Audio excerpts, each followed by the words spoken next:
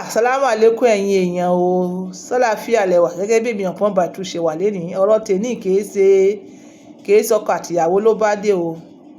Ọ̀rọ̀ bó ṣe ń lọ ni o. Ọ̀rọ̀ bó ṣe ń lọ. Ẹni tá a ní ká fẹ̀yìntì. Gbogbo ara àsán ẹ̀gún. Èèyàn tá a ní ká fẹ̀yìntì. Gbogbo ara àsán ẹ̀gún. Kọ́lọ́run ń ṣàánú fún wa Nàìjíríà. Kọ́lọ́run ṣàánú fún wa Nàìjíríà. Kọ́lọ́run gbé àánú ẹ̀ dìde. Gbogbo ẹ̀yin tẹ́ ń sọ̀rọ̀ Yorùbá nation Yorùbá nation. Ṣé Yorùbá nation òun ló kàn nísìnyí? Ṣé Yorùbá nation ló kàn sí ni? Ẹ̀yin ò mọ̀ pé ẹ fẹ́ kó ẹran mẹ́yàn báyìí. Ẹ ti fẹ́ kó ẹran mẹ́yàn. Tó bá ní Nàìjíríà ò dáa, Nàìjíríà ò dáa yín tèmi. Ṣé Nàìjíríà ni ò dáa ni? Àbẹ́yìn èèyàn tó wà nínú ẹ̀ ló yẹ kẹ́ ẹ ṣètọ́jú ara yín. Ẹ̀yin èèyàn tó wà nínú rẹ̀, àwọn èèyàn yẹn ló yẹ kẹ́ ẹ fèsì.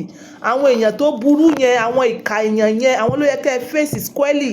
Èmi ò bẹ́ anybody wí pàtó o, àmọ́ bó ṣe ń lọ bá ṣe ń kà á lórí social media, like seriously, like I can't believe it. Èèyàn kan sì ó lè fake ẹ̀ sí pé òun ti di àtúnbí. Òun wá láti party kan, ó jump sí party kan, ó ti dàtúnbí. Meanwhile, nǹkan tó yẹ kí wọ́n tákù wọn ò tákù ẹ̀. Gbogbo wọn wọ́n fẹ́ siphon owó wa. Wọ́n fẹ́ siphon owó wa. Ẹ̀yin tèmi, tí wọ́n bá ní kí ẹ get PVC yín, ẹ get PVC yín, it's your right. Ẹ wá di òpó Olódùmarè mú. Ẹ di òpó Ọlọ́run mú torí pé kí ni Ọlọ́run nìkan ló lè yọ Nàìjíríà níbí bí. Ọlọ́run nìkan ló lè yọ Nàìjíríà níbí bí. Ọlọ́run nìkan. Èèyàn ló wà nídìí ìgò tó ń jẹ́ jíìnì. Ìgò mọ̀ kankan. Ìgò kò mọ̀ kankan. Ìkankan ni wọ́n kó sínú ẹ̀ tó ń jẹ́ jíìnì táwọn èèyàn ń mu tó ń dààmú láàmú. Nàìjíríà yìí ó kọ́ àwọn èèyàn tó wà ń dùn rẹ̀. Àwọn èèyàn yẹn, àwọn èèyàn náà ni. Ẹ̀yin ẹ wo around you nísìnyí, àwọn youth wọn ò lọ́pọlọ mọ́. Ọpọlọ youth òun ni kí wọ́n wo wòkúwò. Ẹ lọ wo numbers of youth tó ń wo fíìmù tá à ń pè ní fíìmù tí wọ́n ń pè ní blue film. Ẹ lọ wo numbers of youth. Nǹkan tí wọ́n wò nìyẹn. Nǹkan tí wọ́n channel brain wọn lẹ́nu mọ́ nìyẹn. Ẹ follow mi lórí Instagram on point by two. Mo showcase man Arab kan. Ó sọ̀rọ̀ lórí TikTok. Ó ní China ẹ lè rí gbogbo dandan tí àwọn ọmọ black country tí wọ́n ṣe lórí tí wọ́n fẹ́ kẹ́ mọ̀ wò.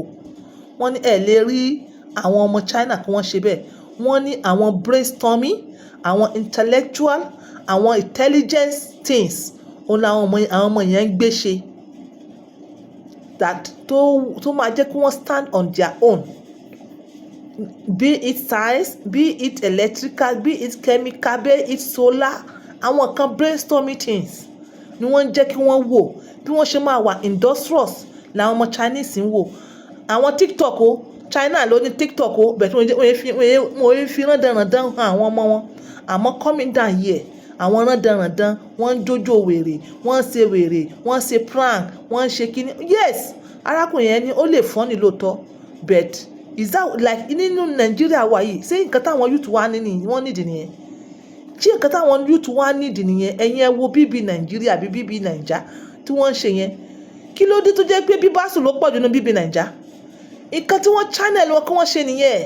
Kí wọ́n divert brain àwọn ọmọ tó gbọ́ràn. Àwọn àwọn ọmọ tó kí wọ́n divert brain wọn. Kí wọ́n sùn lọ lórí bíbásù. Wọ́n mọ kiss, wọ́n mọ fẹnu ro. Kí ni àwọn bíbí nínú ọkọ ọlọ́kọ. Nǹkan tí wọ́n fẹ́ kí wọ́n yes, ọkọ ọlọ́kọ wà ńbẹ̀, ìyàwó wà ńbẹ̀, ọmọ ọlọ́mọ wà ńbẹ̀. Nǹkan tí wọ́n fẹ́ kẹ́ ẹ rí nìyẹn lórí kíni. Ẹgbẹ́ yẹn fún wọn. Ẹ fi gba tangible lọ́wọ́ wọn. Ẹ ní ọpọlọ àti ṣe nǹkan gidi. Ẹ lè ní ọpọlọ àti ṣe nǹkan gidi. Ẹ̀yin tèmi, èèyàn tá a ní kó da sàsírí bò wá. Ẹ rorúkọ lórí social media. Ẹ rí gist lover bó ṣe ń tú kẹ̀kẹ́ ọ̀rọ̀.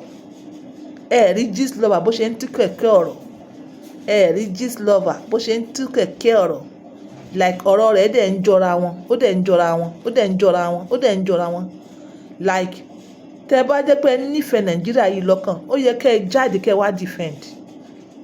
Tẹ́ bá nífẹ̀ẹ́ Nàìjíríà lọ́kàn, ẹ jáde ẹ wá defend. Like this is painful. This is very very very very very very very painful. Àwọn ọmọ Nàìjíríà ó bẹ́tà ẹ bèrè ẹ mọ́ kọ ẹran méèyàn. Nàìjíríà ò ní problem o, orúkọ Nàìjíríà ò ní problem, ẹ̀yin ọmọ ènìyàn ẹ̀yin lẹ ní problem. Ìyẹn lọ bẹ́ẹ̀. For my conclusion lórí ìyẹn ó ní pé ẹ jẹ́ ká dìbò fọ́lọ́run, ẹ jẹ́ ká dìbò fọ́lọ́run, ẹ jẹ́ ká dìbò fọ́lọ́run. Ọlọ́run ló kù tá a máa dìbò fún, nítorí pé kí ni gbogbo àwọn èèyàn wọ̀nyí gbogbo wọn ló wà wanting. Gbogbo àwọn èèyàn wọ̀nyí gbogbo wọn ló wà wanting one way or to the other. And kò síbẹ̀ tí máa ju kíní kan sókè ju ibi pẹlẹbẹ náà lẹ́tì bá wọn, torí pé kí ni wọ́n ti deep into this, wọn ò lè yọ easily bẹ́ẹ̀. Ẹ̀yin tèmi ìyẹn lọ tó concern Nigeria. Number 2, ó ní kíní kan tó jáde last time tá a fẹnu sí. Kíní kan jáde last time a fẹnu sí. Bí arákùnrin kan tó lòun yan diamond chain gbogbo ẹ̀ tí wọ́n fídíò àtobìnrin kan ó ní 40,000 kan ló béèrè 50,000 kan ní mi dẹ̀ fẹ́ gbọ́mọ̀ yìí o. Kíní kan ló jẹ́ kí n gbé ìwọ wò ó. Ẹ̀yin èèyàn tó ní ọpọlọ ṣé yẹn jọ prank lójú yín? Ṣé yẹn jọ prank? Ṣé yẹn ó jọ prank? Ní ìsìn wọn jáde síta wọ́n ní prank ni. That's nonsense. It's not prank.